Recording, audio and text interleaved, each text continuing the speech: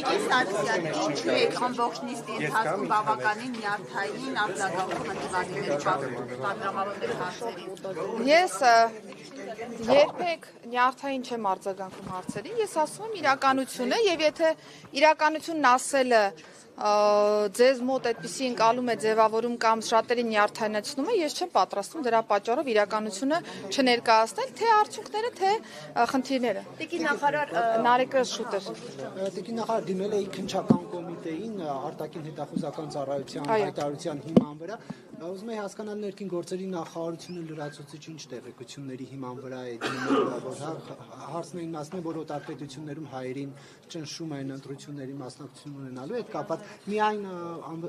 այդ ծառայության հայտարարությունն է, թե նաև ՆԳՆ-ն այլ տեղեկություններ ունի եւ ինչ կարող եք ասել ընթացքից։ Ես ենթադրում եմ, որ միգուցե քննչական կոմիտեի հայտարարությունը ամբողջովին չեք դիտարկել այս մասով, որովհետև երբ որ արտաքին հետախուզության ծառայությունը հանդես եկավ հայտարարությամբ, բնականաբար ներքին գործերի նախարարության ոստիկանությունը իրականացրել է ստուգողական որոշակի աշխատանքներ եւ փաստական տվյալներ է նաեւ որոշակի ձեռք բերել եւ եթե կարդաք քննչական կոմիտեի հաղորդագրությունը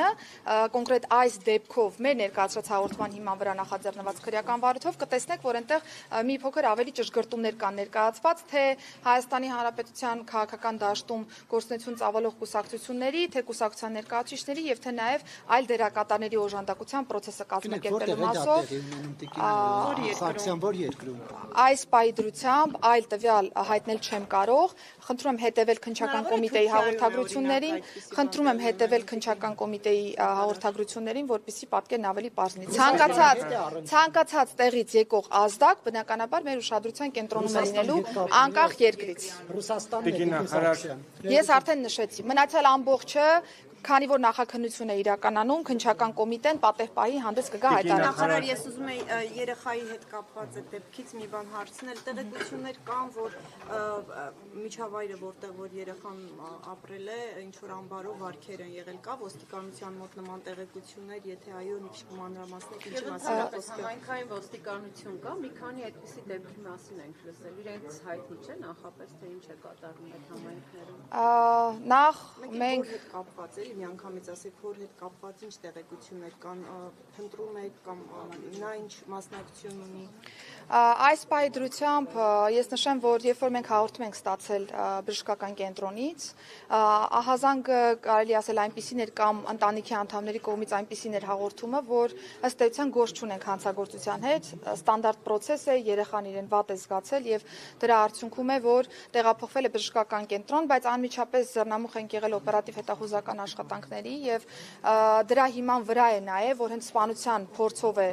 վարույթը նախաձեռնվել, որովհետեւ տեղեկություն էինք ստացել, որ տվյալ անձի հոր հետ բնակվող կնոջ նաեւ միջամտությունը կա ընդհանուր գործընթացին, երեխայի ծեծի մասով եւ ըստ այդմ նմանատիպ հետևանք առաջացնելու մասով այժմ շարունակում են քննչական կոմիտեի հետ աշխատանքները, գիտեք, որ նաեւ խափանան միջոց կա ընտրված անձի նկատմամբ, շարունակում ենք աշխատանքները, որպեսզի նաեւ ընտանիքի մյուս անդամներին վերաբերելի այո իրավիճակներին եւս նաեւ իրավական գնահատական որպես այդպեսին կարողանանք տանք, այո, ինչ վերաբերում է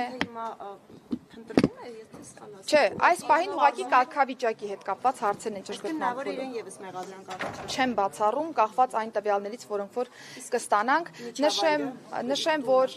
միջավայրի հետ կապված, տեսեք, նշում եք համայնքային ոստիկանության հետ կապված, մենք պիտի նախ առաջինը նկատի ունենանք, որ մեր երեխայի իրավունքների պաշտպանության այն նոր համակարգը, որ ներ ենք դրել, այն տրամաբանությամբ է, որ առաջին ինֆորմացիա ստացողը որպես այդպեսին չպիտի լինի ոստիկանությունը։ Այսինքն ազդակը պիտի գա համայնքից, ազդակը պիտի գա այնտեղի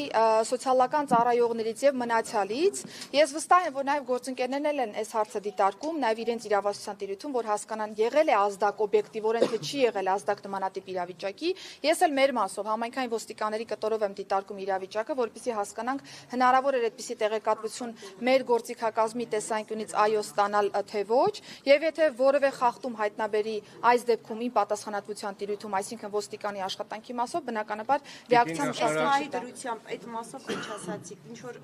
հետո արդեն որ ուսումնասիրել կա, այդպեսի այդտեղ եղել այդպեսի միջավայր, այդ մասին էր հարցը տիկին նախարար։ Հիմա շարունակում ենք մեր ուսումնասիրությունները, թույլ տվեք ավել բան չհանրայնացնել, որովհետև նաև